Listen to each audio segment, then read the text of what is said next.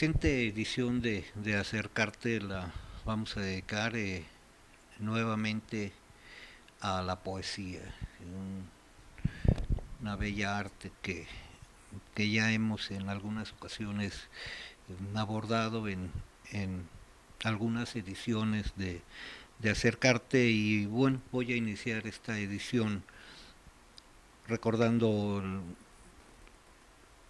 una canción de Pablo Milanés que dice: los caminos no se hicieron solos. ¿Sí? Y digo esto porque los caminos se hacen en los encuentros, sí, en efecto se hacen en compañía de alguien. Es difícil caminar solo y tomar rumbo, ¿sí? En cambio acompañado es fácil caminar y es muy agradable. Entonces en esta ocasión ha sido bueno un privilegio contactarnos en Acercarte con Milton Medellín, un licenciado en filosofía. Ahorita voy a compartir con ustedes algunos de sus datos bibliográficos, que nos va a platicar en esta ocasión acerca de su trabajo literario, de sus experiencias en la vida y también de su volumen No cesará el desvelo, colección Los Premios, editado por, nos dice aquí, eh, una editorial del gobierno de Tlaxcala, ¿verdad? El Instituto Tlaxcalteca De cultura. de la Cultura. Bienvenido, Milton, dice Tlaxcala juntos hacia el progreso, y también por el Consejo Nacional para la Cultura y las Artes. ¿Verdad? Le voy a ceder la palabra, pero sí quiero antes aquí en su libro nos dice Milton Medellín, nacido en San Luis Potosí, México, en 1979, poeta y traductor, licenciado en filosofía por la Universidad Autónoma de Tlaxcala, en México. Ha publicado en las revistas subterráneas Nadie me piensa con barba, Quiero con el cerdo y Tensión crítica.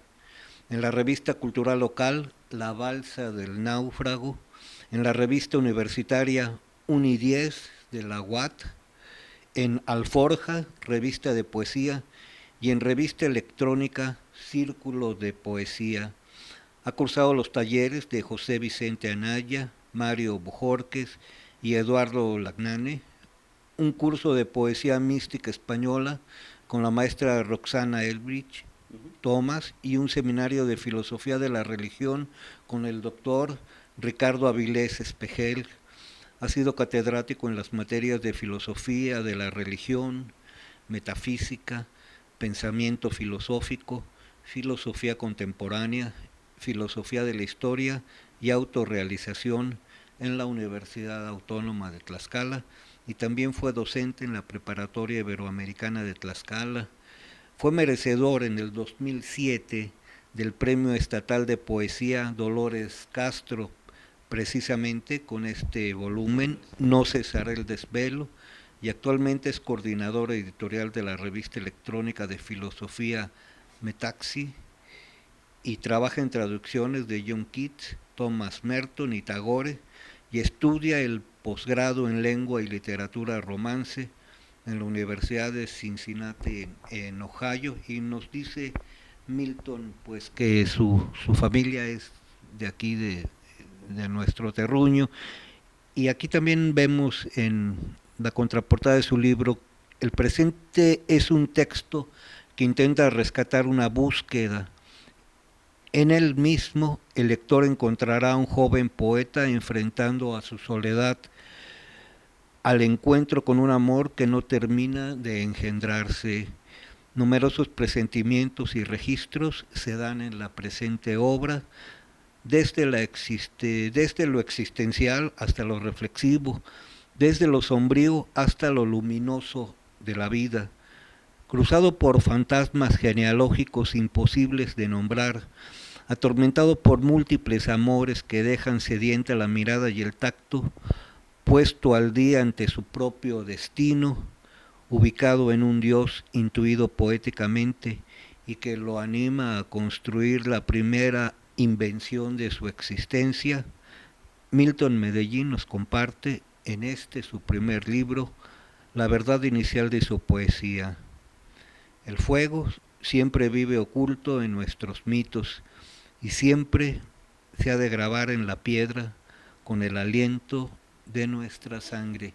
Bienvenido, Milton, pues un placer conocerte. Bueno, pues muchas gracias por invitarme aquí a este programa. Para mí es muy importante volver a presentarme en el lugar en el cual, por decirlo de algún modo, se me atravesó la poesía, esta inquietud de relacionarse con el lenguaje de una forma, digamos, artística, ¿no? Yo recuerdo que pues, los primeros poemas que yo escribí fueron en la preparatoria de Matehuala, ahí en la biblioteca. Ahí Mario Ramírez Salazar, el Mayito, que era el bibliotecario ahí, o creo que sigue siendo el bibliotecario, pues era el que yo recuerdo me toleraba ahí en las bibliotecas cuando yo empezaba pues a escribir ahí, tratar de intentar pues establecer una relación cada vez mucho más comprometida con esto que es la poesía, ¿no? Que es todo un compromiso, no solo literario, sino también de algún modo, y por decirlo en un sentido que tal vez puede sonar pomposo, espiritual, ¿no? Y entonces, pues es muy importante regresar al terruño, ¿no? Donde empecé a intentar escribir y pues hablar de lo poco que yo he podido experimentar en relación a la poesía, ¿no? Nos dices que egresas de la preparatoria de Matehuala Ujú. y te vas a Tlaxcala a estudiar filosofía. Sí, yo paso después de haber estudiado en la prepa de Matehuala, que debo decir también en honor a la verdad que una de las influencias más grandes que a mí me ayudaron y me impulsaron a seguir este camino fue la influencia del profesor José Andrés Pérez Telles, que es profesor de filosofía, de antropología cultural, de sociología en la preparatoria, y que fue él, digamos, el primero que vio como que esta inquietud de cuando yo tenía 17 años y me empezó de algún modo a orientar y también a platicar y dialogar. Él ejerce una labor, creo yo, muy importante aquí en Matehuala, preparando, instando, provocando a los muchachos para que sigan su propia vocación. Entonces la influencia de él fue muy importante para mí y gracias a él yo creo fue que me convencí todavía más, a pesar de tener 17 años, de seguir en este camino de lo literario. Paso dos años sin estudiar, pasando en algunos trabajos, y después por invitación de un amigo, el poeta tlaxcalteca Diego Rosete Sosa, me mudo a la Universidad Autónoma de Tlaxcala y ahí empiezo a estudiar filosofía. Salgo en el 2004 y después de otro año de estar ahí buscando trabajo y eso, me aceptan como profesor adjunto en la universidad y entonces ahí empiezo yo a impartir clases de filosofía. Y nos dices que tiempo después igual trabajas en algunas universidades en la Ciudad de México, ¿es así? Y te vas a Estados Unidos. Sí, bueno, trabajo en la preparatoria de la Universidad Iberoamericana, que tiene una preparatoria en Tlaxcala. Y entonces para mí fue también muy importante haber estado involucrado con la Universidad Iberoamericana porque como ahora sabemos, la Universidad Iberoamericana es de algún modo pues una casa de estudios que hace una contribución a pesar de las polémicas que hay luego en relación a qué tipo de estudiantes entran ahí y de dónde no, pero sí hay una contribución de la Iberoamericana en cuanto a formar un pensamiento crítico, un pensamiento que trata de incidir en la realidad socialmente. Y bueno, esta es la influencia de San Ignacio de Loyola y de los jesuitas. Entonces, para mí fue muy importante recibir eh, esa influencia de parte del director Rafael de Regil. Y pues bueno, ahí terminó, yo creo que mi formación académica terminó trabajando con ellos y pues lo agradezco bastante. Y después me voy a Cincinnati, donde ahorita estoy estudiando el doctorado en literatura. Nos dices lenguas romances. Ujú. Que en realidad es un posgrado en literatura hispanoamericana, ¿no? Aunque sí tiene uno que llevar pues algunas lenguas, francés, otras cosas. No se lleva mucha filología, en realidad es un posgrado en literatura. Cuando se nos habla de poesía nos preguntan eh, específicamente filosofía, perdón, ¿qué es la filosofía? Y uno dice, bueno, por la etimología, la búsqueda, amor por la verdad, pero yo creo que las gentes que no nos dedicamos o que no hemos tenido la fortuna de estudiar a nivel superior la filosofía, nos debemos de preguntar en qué consiste esta carrera, cómo se forman profesionalmente los filósofos, en qué trabajan, a qué se dedican y qué sigue después de que concluyen sus estudios. Milton.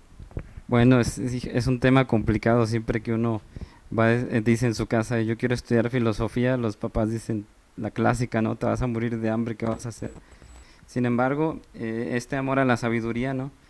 Que yo recuerdo que ahorita que había a un filósofo, creo chileno, Gonzalo Gutiérrez, que él decía, habría que invertir los términos de la etimología y decir que la filosofía no solo es el amor a la sabiduría, sino más bien, o el amor a la verdad, sino al revés, la verdad del amor, porque abriéndose a la verdad de algún modo uno se va abriendo a esa otra parte que es la capacidad de apertura hacia el universo, hacia todos los seres.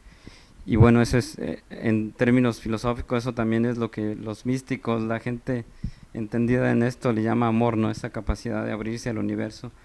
Ya en términos menos abstractos, yo creo que en la universidad lo primero que a uno le enseñan es a tener un pensamiento crítico, a tener un distanciamiento hacia la realidad para poder contemplarla y hacer juicios, digamos, profundos sobre esa realidad, sobre uno mismo, sobre los otros, sobre la historia, ¿no? Y yo creo que es muy necesario que haya profesionistas en filosofía, siempre y cuando tengan esa vocación, porque yo creo que eso ayuda a que uno tenga una perspectiva un tanto distinta de la realidad, un tanto distinta de las cosas. Cuando la gente dice, bueno, es que hay muchos problemas en las relaciones amorosas, el filósofo dice, bueno, pero tú qué entiendes por el amor, qué es lo que estás entendiendo por relación, vamos a ver en qué consiste esto. Hay muchos equívocos que generan esos problemas en las relaciones amorosas. Y así con nuestra concepción de cultura, con nuestra concepción de conocimiento, de verdad, de patria, de muchas cosas, que a veces es un concepto heredado sin una labor de pensamiento a través. Y esa es la labor del filósofo, ¿no? Clarificar los conceptos que nos heredan para darles una profundidad mucho más personal, pero al mismo tiempo mucho más histórica. Y el destino de todo estudiante de filosofía es pues la docencia, eso sí es casi innegable, ¿no? Termina hondo, como Sócrates buscando pervertir a la juventud en otras universidades, ¿no? Que fue por lo que lo condenaron, por cierto, ¿no? Pero es otra forma de decir que al joven se le da una perspectiva que anima su rebeldía, que anima su respuesta a la realidad y que le permite también ubicarse dentro del mundo, porque cuando uno es joven, pues lo primero que uno quiere hacer es ubicarse en el universo, ¿no? Entonces el profesor de filosofía también ayuda a ubicar a las generaciones que vienen en el universo que les toca vivir, ¿no? Cuando se dan las discusiones intelectuales, las personas que suponen saber mucho y se enojan suelen calificar a su contrincante en la discusión y decirle, va, filosofía barata, como si la filosofía tuviese un premio y existiese una filosofía cara y una filosofía barata. Yo creo que la filosofía está en todas las cosas, la verdad, y hay una filosofía para cada profesión, para cada oficio, inclusive para cada actividad honesta, ¿verdad? Me supongo que la gente malvada también debe tener una filosofía, un modo de mirar la vida, ¿verdad? Muy su rollo y su realidad. Pero hay una conexión, la filosofía eh, te lleva hacia la poesía nuevamente y te convence de que es tu camino, ¿sí? Y entonces aquí nos habla este volumen, que ahorita sí he checado así al vuelo, veo que son 35 poemas, que ahorita nos Sí, vas a sí, platicar sobre cómo es que ganó y los jurados que tú los conoces, y también yo quiero compartir un poquito más adelante, si me lo permites, un poema que se llama Matehuala, claro, sí. ¿no? Que me gustaría leerlo, no lo conozco, pero sobre la marcha, Muy bien, con mucho ¿verdad? gusto. No cesará el desvelo. Cuando hablamos de desvelo es no dormir. Ajá. Entonces, ya el significado de este título, no cesará el desvelo, híjole, cuando yo lo escribí tenía pues 25 años, ¿no? Entonces era yo un seminarista, dice Ramón López Velarde, ¿no? O sea, era muy joven, muy todavía más ingenuo de lo que soy ahora. Y bueno, yo estaba pues como todo joven, ¿no? Buscando la verdad, buscando qué es eso que le da sentido a nuestra existencia, a nuestra historia, y cómo puedo yo entrar a contribuir en ese sentido. Usted decía al principio la canción de Pablo Milanés, ¿no? Los caminos no se hacen solos, ¿no? Ese es yo creo el sentido también de la poesía, es decir, como seres humanos pertenecemos a la raza humana, como personas que buscan la verdad, pertenecemos a una tradición de personas que ya antes que nosotros están buscando la verdad.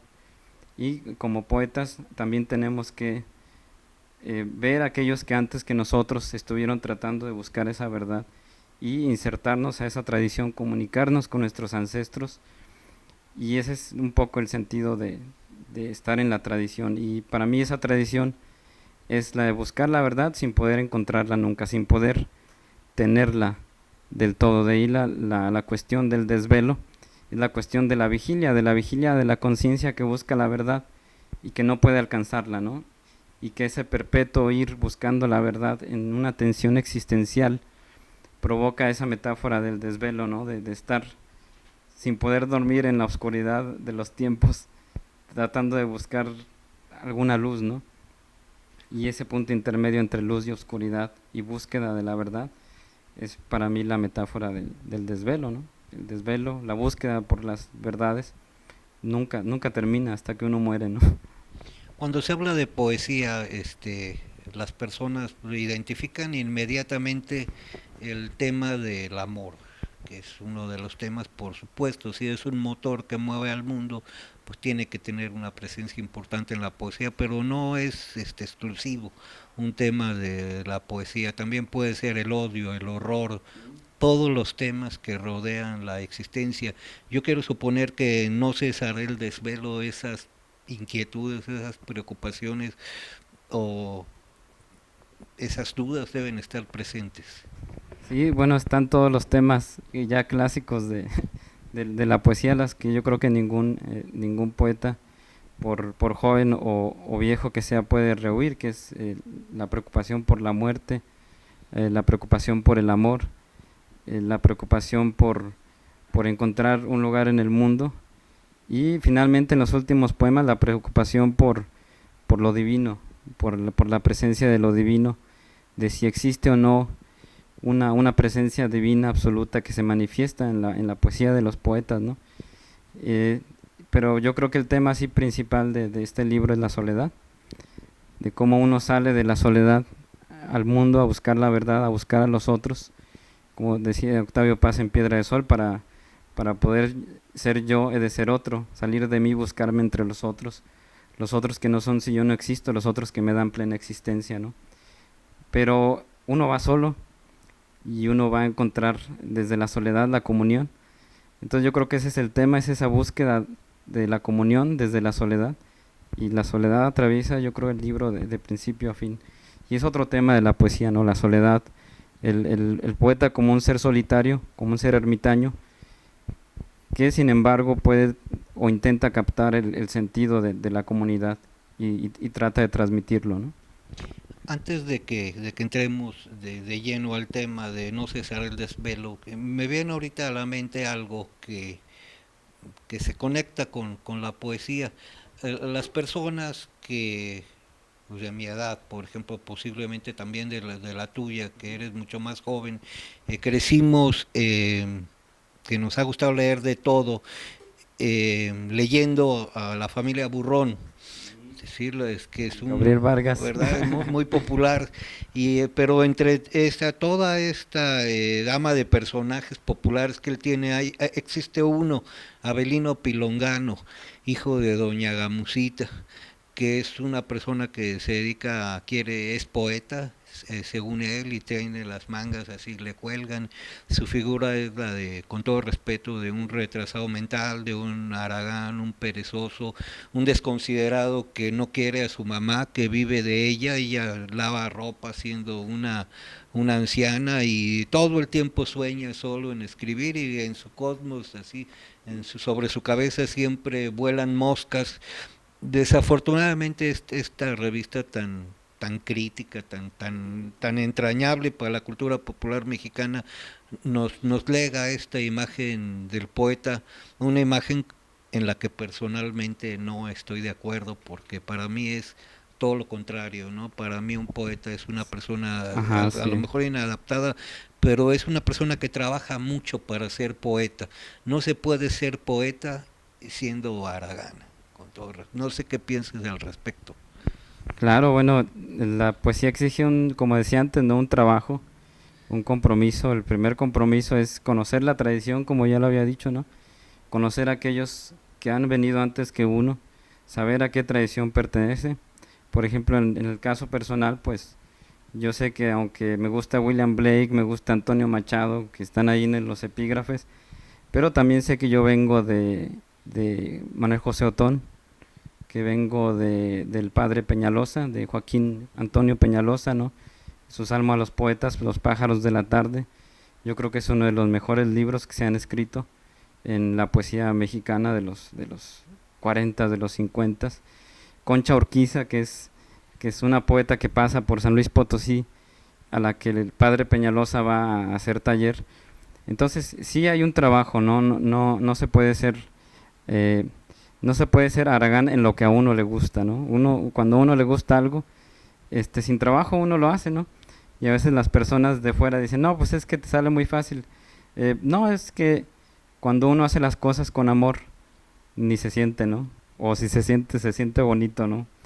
Pero desgraciadamente sí hay una visión del poeta como esa persona descuidada, como esa persona, pues los poetas malditos, ¿no? El poeta drogadicto, borracho, que vive en los delirios perpetuos de lo poético, al borde de la locura, y que por el arte de la nada le surgen las metáforas y después vuelve a ser el miserable que fue antes de escribir esos versos, ¿no? Yo creo que hay algo de eso, ¿no? O sea, los poetas románticos, los poetas simbolistas contribuyeron mucho. Yo conozco todavía personas que viven bajo ese concepto del poeta desaliñado y haragán. Y yo haría aquí una precisión. Sí hay tanto el poeta maldito, ¿no? El poeta atormentado, como el poeta que trabaja día a día con su palabra, que trabaja día a día con su espíritu y que busca esa claridad poética para poder penetrar en el sentido de las cosas, ¿no? Pero tanto uno como el otro, y esto no es una idea mía, es una idea de Heriberto Yepes, en un libro sobre Octavio Paz, que se llama Visiones Críticas de Octavio Paz, él dice, bueno, es que los poetas tienen una cartografía espiritual muy, muy interesante, ¿no? Y él lo dice, todo poeta parte de una herida. O sea, no hay poeta sin herida. El poeta es una persona que nace, es como un molusco que nace sin el cascarón, sin la protección, sin la concha, ¿no? Entonces el poeta que nace con una herida, esa herida que lo hace distinto de la comunidad, que lo hace irse apartando de la comunidad, tiene después el compromiso de desarrollar una protección para esa herida, ¿no? Y desgraciadamente hay poetas que no logran completar ese tránsito, ¿no? También el poeta tiene que descender a los infiernos de su propia mente, a su propia oscuridad, conocer sus demonios, conocer sus heridas de su pasado, enfrentarlas y trabajar con ellas para hacer más poesía. Entonces hay poetas que lo logran, se convierten en personas sobrias que hacen poesía, y hay poetas que no lo logran, ¿no? Que se quedan en el camino, que mueren como Edgar Allan Poe, pues en un charco de vomitada, ¿no? Y desgraciadamente son esas dos vertientes, ¿no? Pero yo sí creo que en todo poeta hay una herida, sea de la familia, de la sociedad o de la cultura, ¿no? Y bueno, el poeta trabaja con esa herida, no para regodearse en ella, sino para, a partir de esa herida, lograr que esa herida mane luz y esa luz se pueda compartir por medio de metáforas, ¿no? Entonces sí es complicado. Existe ese tipo de poeta, pero existe también el otro tipo de poeta, y yo creo que la herida de cada uno y el cómo la trabajan es lo que nos da o el poeta Aragán descuidado, o el poeta que va contemplando su espíritu y haciendo su propia labor, ¿no? Decía Edmond Rostand, cada uno de nosotros tiene su propia herida. Yo la mía siempre viva. Se lo decía Roxana, a punto de morir. Con todo respeto quiero traer al recuerdo, tú que naciste en San Luis y que debes saber que es una cantera increíble de poetas, pero en cantidad, en calidad, al igual que Zacatecas, Aguascalientes, Guanajuato, ciudades así, nuestra región. Es increíble que exista tanta gente que quiere escribir precisamente poesía, aunque no sean famosos, aunque no vivan de ella, pero ahí están. Y ahorita que hablabas del tema de la hipersensibilidad, traigo con todo respeto a la memoria el caso de Arturo Buendía, se llamaba este muchacho, que a él lo regañaban y le decían, porque no era correspondido en el amor, y le decían los poetas, sus amigos, buenos o malos amigos, le decían, nadie se muere de amor. No, él sí se murió de amor, se pegó un tiro. Inclusive Caray. le decían, acaba de salir un libro allá en los portales, 100 maneras de suicidarse, pues para que agarres ideas. Y sí las tomó y lo hizo, y se metió a un hotel y le dijo adiós a los demás, y creó una conmoción en la comunidad, jóvenes igual que ellos, porque se dieron cuenta de que sí, se puede morir uno de amor, se puede morir uno de tristeza, de depresión, de hambre, o hasta de felicidad en una de esas, ¿no? Entrando en el tema de la hipersensibilidad que, como tú dices, a veces vuelve vulnerable a la persona que factura poesía, y en efecto es necesario crear una coraza, una concha como de tortuga o de caracol, para poder sobrevivir a un medio muchas veces rústico, Un medio antipoético, ¿no? ¿verdad? Que está en Así, contra de todo rústico, lo que es poesía. propenso a la fealdad, alejado de la belleza, porque una de las búsquedas de la poesía, como todo arte, es la belleza, un producto de primera necesidad en la vida, que llegue o no llegue, es una necesidad humana que nos va a permitir entrar a No cesar el desvelo. ¿Qué es lo que más te gusta de tu libro? Y cuéntanos quién lo premió y cómo se dio este proceso y qué te significó pues ganar un premio de poesía, y también en Tlaxcala, quiero decir, un lugar muy conectado a la Ciudad de México, con una serie de contradicciones culturales y una historia difícil, ¿verdad? Es una historia muy complicada la ¿verdad? de Muy Tlaxcala. complicadas la relación de Tlaxcala con México, el mundo nacional. Es así. Bueno, pues la historia de este libro empieza, yo creo que tendría yo 25 años. Es una historia larga, comentaba hace rato con Sergio, que, que a veces uno tiene que entender, y ya lo decía Antonio Machado en un poema, ¿no? Porque el arte es largo y además no importa, decía Antonio Machado, ¿no? Que la poesía es un ejercicio de paciencia, ¿no? De paciencia y de fe. Si uno tiene fe en la poesía, si uno tiene paciencia en lo que uno está buscando, yo creo que tarde o temprano habrá algún fruto. A veces muy tarde, a veces muy temprano, ¿no? El caso de este libro fue un libro escrito a los 25 años, con 90 páginas. Me junté con un amigo, lo corregimos, sacamos 30 páginas de este libro, quedó en 60. A los 28 años, en el 2007, yo lo ubico en el certamen estatal de poesía Dolores Castro de Tlaxcala, y bueno, corre la suerte o la fortuna o lo que sea, ¿no? De ganar el premio estatal de poesía en el 2007.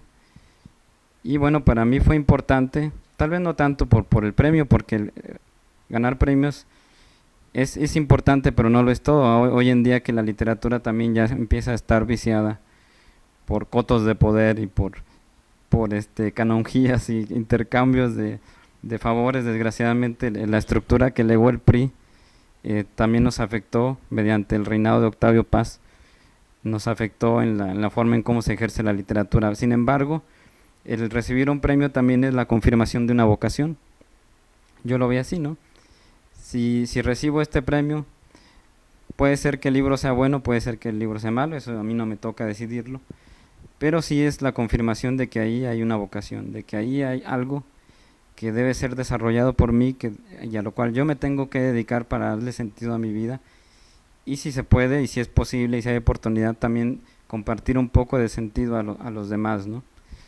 Y entonces queda premiada en 2007 con un jurado que para mí es entrañable, que no los conocía antes del premio, pero después sí, que es el poeta Jorge Fernández Granados, que es un gran poeta de la generación de los 60, que es el Premio Nacional de Poesía Aguascalientes, que es el más importante de México, y que es un poeta profundo, oscuro, melancólico, poeta ciego, como a la manera de John Milton, a la manera de Borges, un maestro, ¿no?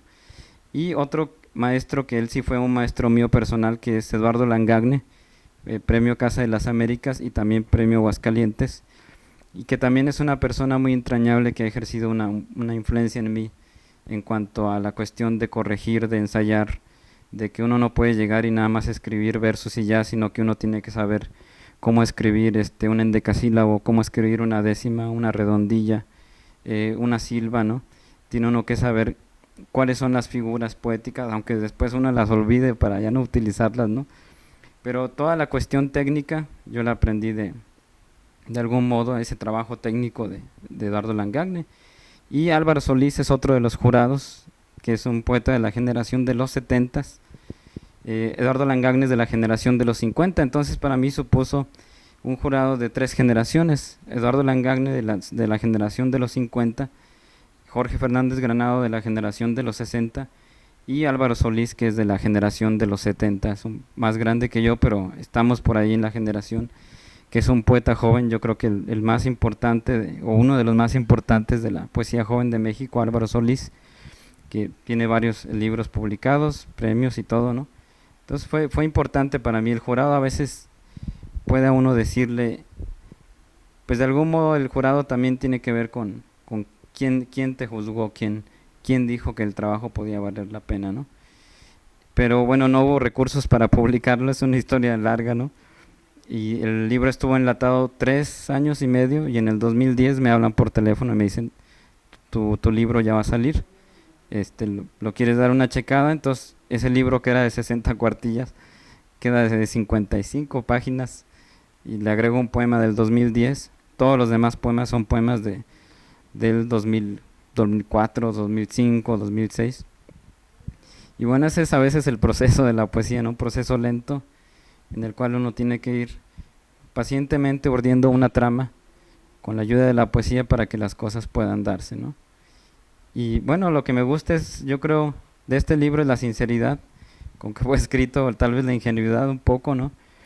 Y yo creo que eso es lo que valoraría más yo de mi propio libro, y el tema de la soledad, que es importante para mí. Realmente el tema de la soledad es un sentimiento, valga la contradicción, es una compañía que acompaña al poeta. ¿Qué entenderías aparte de que es un hombre, Soledad, así se llama una de mis hermanas, Ole, Chole, pero ¿qué sería la soledad para ti, sabiendo que la poesía es para otros? eso es muy, muy importante porque, pues, por ejemplo, María Zambrano, una filósofa española, decía, escribir es defender la soledad en que se está. Entonces, si hay alguien que hace un ejercicio de individualidad, a veces a los ojos de los demás egoístamente, aunque no lo es así, es el poeta. O sea, el poeta es alguien que hace un ejercicio de individualidad y de unicidad, de alguien que reclama un espacio personal para poder ser quien es. Y bueno, ya se sabe que la soledad es fermento de la creatividad, es también fermento de la religión. El monje que medita tiene que ir a la soledad. Jesús en el huerto tenía que ir, dice la Biblia, continuamente se quedaba solo noches enteras hablando con su padre, ¿no? Entonces la soledad es una condición que permite primero que aflore el silencio, porque curiosamente la poesía, que es palabra, está hecha de silencio. La poesía es una forma de intentar nombrar el silencio, porque es a través del silencio que se nos revela la verdad. Y por eso es que a veces uno quiere hablar de lo que se revela y no hay palabras, ¿no? Entonces el poeta intenta asir ese silencio, y el silencio solo es posible sin el ruido social. Sobre todo hoy en día que estamos tan invadidos de ruido social, ruido cultural, ruido de consumo, ruido de política ahorita en las campañas, ¿no? Con ese ruido no es posible escribir. El poeta tiene que retirarse a las montañas, dicho de forma metafórica, y enfrentar su soledad, porque ahí va a encontrar su silencio, ¿no? Y entonces el silencio es esa cosa que une la soledad con la poesía, ¿no? Con el producto hecho, ¿no? ¿Te gustaría compartir algo de tus textos con nosotros? Sí, yo creo que a mí los poemas que más me gustan sería el primero y el último. El primero es un proemio y es el que le da título al poemario, ¿no? No cesará el desvelo. Entonces, si usted gusta, puedo leer ese poema. Dice, proemio, no cesará el desvelo, no arderá el corazón sus bendiciones, no procreará la sangre palabra alguna de apaciguamiento, no crecerá el rosal sin sus espinas, no mirarás a Dios en la penumbra, ni erigirás tus cósmicas visiones en el firmamento de los árboles. No pasearás tranquilo y entrelazado al viento hasta que tú, poeta, encuentres el amor de cuenta nueva en los ojos de su nombre. Y ese es bueno, es como que el arranque, ¿no? De eso que estamos buscando, ¿no? Y hasta que no lo encontremos, no podremos contemplarnos como somos, ¿no? Y el otro, que como yo les decía antes, fuera de cámara, ¿no? Es como una especie de versión poética de mi trayectoria, desde que salí aquí hasta que llegué a Tlaxcala, y hasta que empiezo yo a salir de Tlaxcala y empezar a otra vez a caminar en soledad, ¿no? Es el epílogo, tiene un epígrafe de David Lynch, de una serie que se llama Twin Peaks, que dice, Fire, walk with me, el fuego camina conmigo, y dice, los únicos senderos de tu vida son aquellos a través de los cuales llora tu sangre. Bebí del azar por simple gusto y el infierno me atrapó por 10 años. Palabras y palabras inútiles, corazones vendidos, prostitutas del saber haciéndole competencia al diablo. Pero entonces vi el rostro de Dios y arranqué media parte de mi cerebro por misericordia para aprender de la bondad y el mundo. Caminé despacio encontrándome a tientas con la vida y pensé que una joven mujer puede ser la verdad. Seguí de cerca el rastro de todas las estrellas, temiendo caer como el filósofo en un pozo enlodado. Colaboré de lejos con la miseria inútil de mis prójimos, dejando secar mis raíces al sol y sin decencia. He aquí que he acumulado a casi media vida litros de alcohol sin tregua, benditas humaredas de nostalgia, cuentos de amor perdido, muchas ganas de adorar al Señor sin ser cristiano, y descargas impacientes de pasión y locura. De lo que no me atrevo a hablar es de lo triste que se encuentra la vida, la mía, la de todos, la del crudo subsuelo en el destino.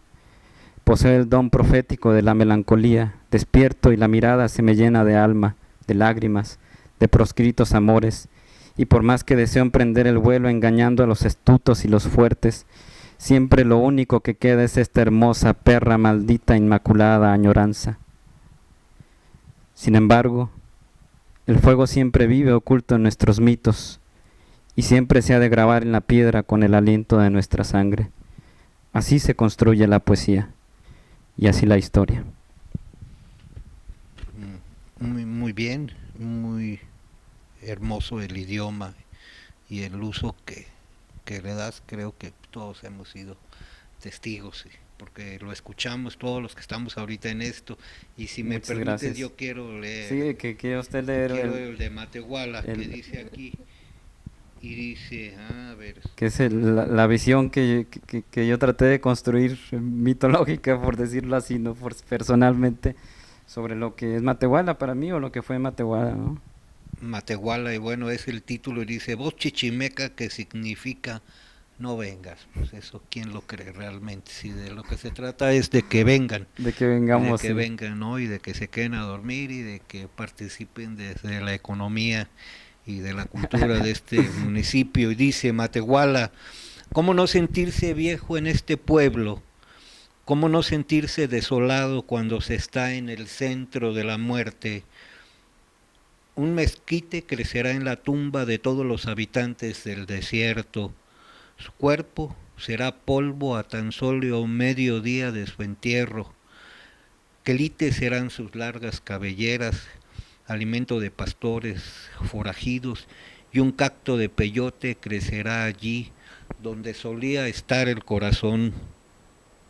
Aquí en el desierto toda mirada se convierte en soplo, los lechos se llenan de arena al caer la noche y el sueño se transforma en un espeluznante viento negro que desmantela la mañana. Un sol furioso se mete en las casas, destrozando las puertas con sus puños. Pero, ¿cómo no sentirse triste en este pueblo si acá la tristeza es apellido? Aquí se halla mi tumba, mis recuerdos. El sendero está tapiado con un olor antiguo. Que no huya la gente y se quede convertida para siempre en estatuas de polvo sin nombre, arrancadas de la faz de la tierra, sin descendencia, sin rostro y sin palabras, que solo arrojen lágrimas y sangre por los poros. A los que hemos huido nos estallará el corazón minutos antes de la propia muerte. Muy interesante, ¿no? Tratándose de Matehuala, ¿verdad? ¿Qué más nos puedes decir antes de hacer una pausa? Porque yo sí quiero seguir en el tema de tu obra, de tu poesía, de tu trayectoria y abordando algo, un aspecto que creo que va a ser muy interesante para la gente de aquí, de tu tierra. ¿Qué quieres agregar acerca de No cesar el desvelo? ¿Cómo podemos acceder a este libro? Bueno, la distribución como toda edición de Instituto de Cultura, yo la he hecho de mano en mano, donde voy, presento el libro, o si estoy por ejemplo, que estoy ahorita en la Universidad de Matehuala, pues yo pienso dejar algunos ejemplares, ¿no? Yo creo para biblioteca, y si alguien quiere llevarse alguno, pues no sé, ahí si ustedes lo podrán distribuir a alguien que quiera o que llame o no sé, que se involucre y pues le damos un ejemplar, ¿no? Pero básicamente es como todo lo que empieza, ¿no? De mano en mano, repartiendo, yendo a presentaciones de libros, festivales, ¿no?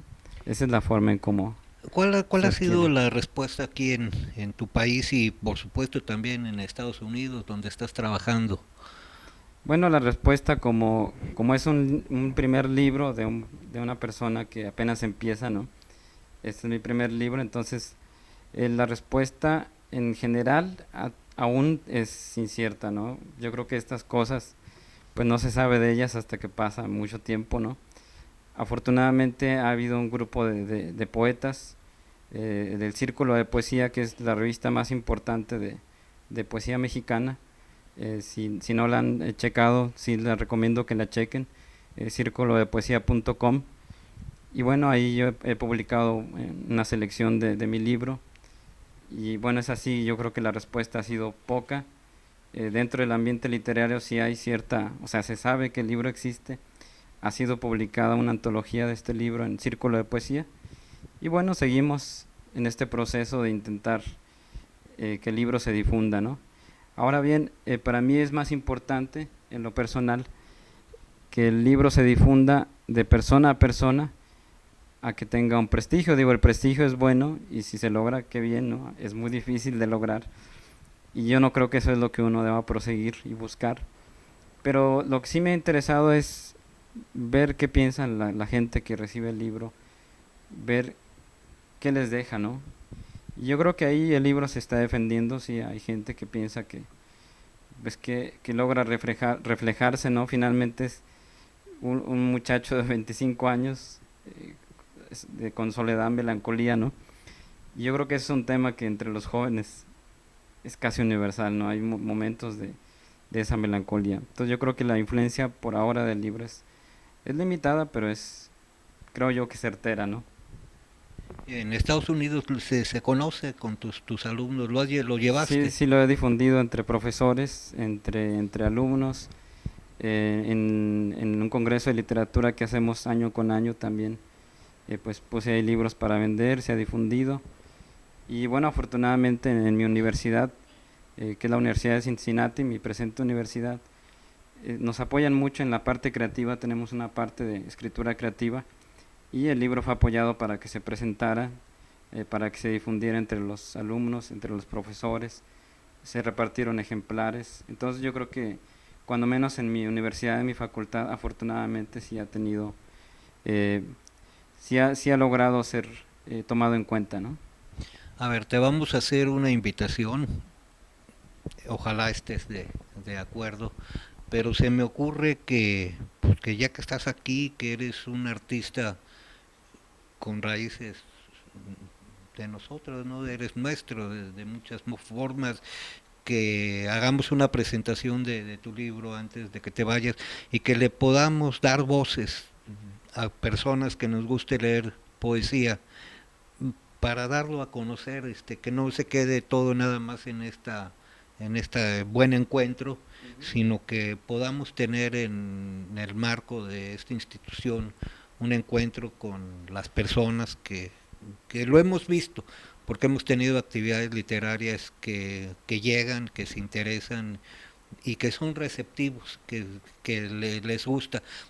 Algo que tú debes saber y la gente que vivimos aquí sabemos, los que no lo saben, pero los que estamos aquí, es que el ciudadano de Matehuala es muy receptivo a la cultura, se porta muy bien, es una conducta, yo que he tenido la oportunidad de vivir en muchas partes de México, pues hasta un tanto insólita, sí, porque siempre se recibe con un enorme respeto, una enorme generosidad. Acaba de transcurrir el Festival del Desierto, ya Así van un 13, muy buen festival he oído, ¿no? ¿verdad? Y la gente es muy respetuosa de lo que se le pone sobre la mesa, cual no vengas, vengan, le dicen a los artistas, y eso a mí me conmueve mucho, es un espacio sumamente hospitalario y generoso, y no lo estoy inventando.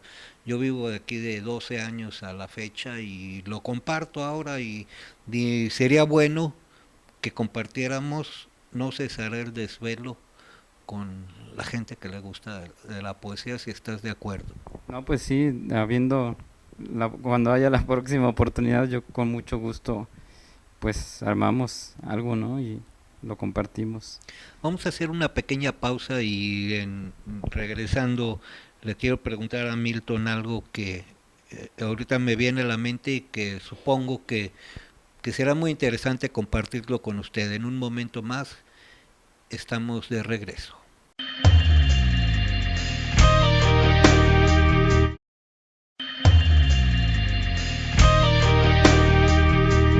Vamos a cerrar esta entrevista, este gratísimo encuentro con Milton, el- con una pregunta que le quiero hacer, y lo comentábamos ahorita en la pausa, de que cómo a través de, bueno, en este caso una persona joven, es evidente que es joven, pues puede cumplir el anhelo que tienen muchas personas, no solo del altiplano, desde de Sudamérica hasta Tijuana, que es alcanzar el sueño americano, pasarse del otro lado a trabajar, ganar mejor y construirse vía el esfuerzo honesto una realidad económica diferente que nos permita alcanzar el fin supremo de la vida, que es la prosperidad, la felicidad. Es algo completamente válido.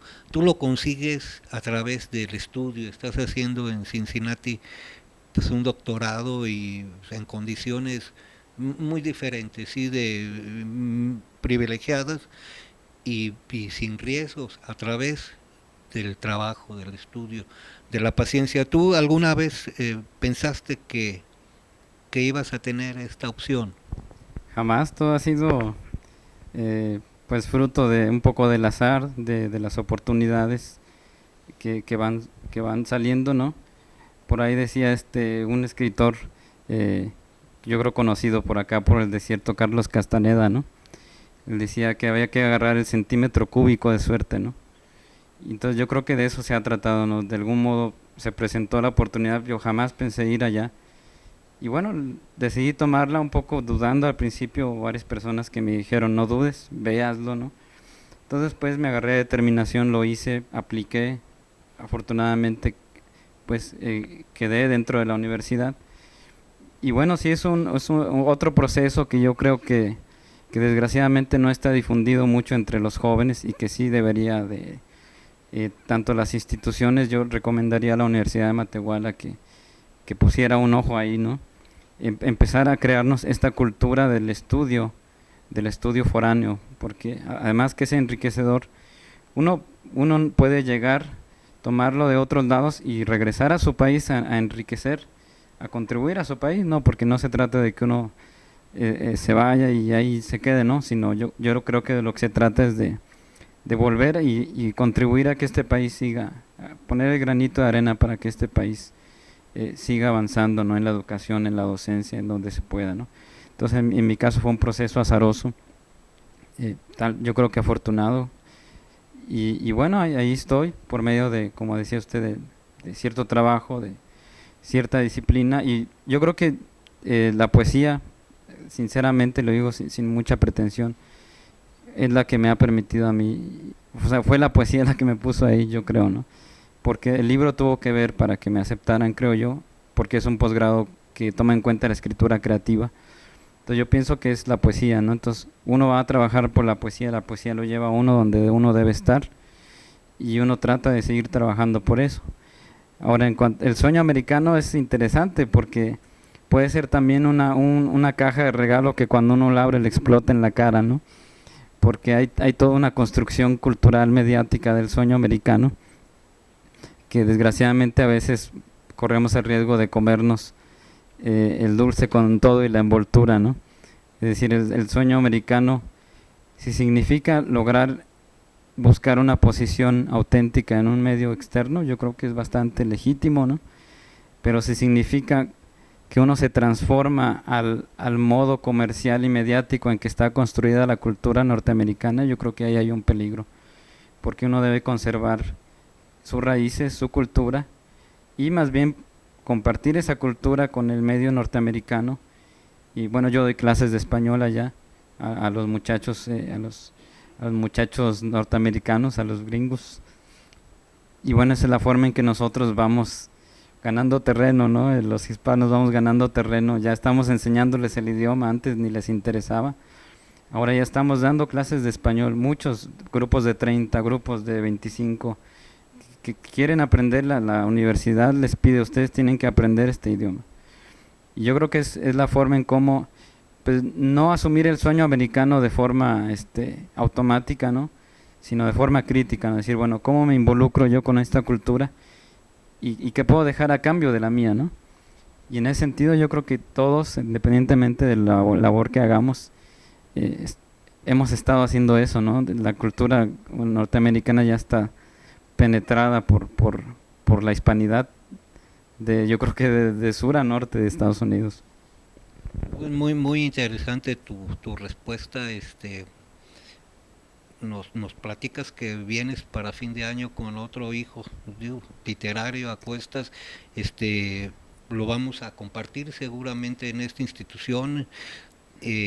Volveremos a Sí, platicar y va a haber tiempo de platicar sí, más. Este aspecto nos interesa mucho, la cuestión de la relación cultural con el vecino país del norte, porque claro, es un tema compenetradísimo del que hay que hablar mucho.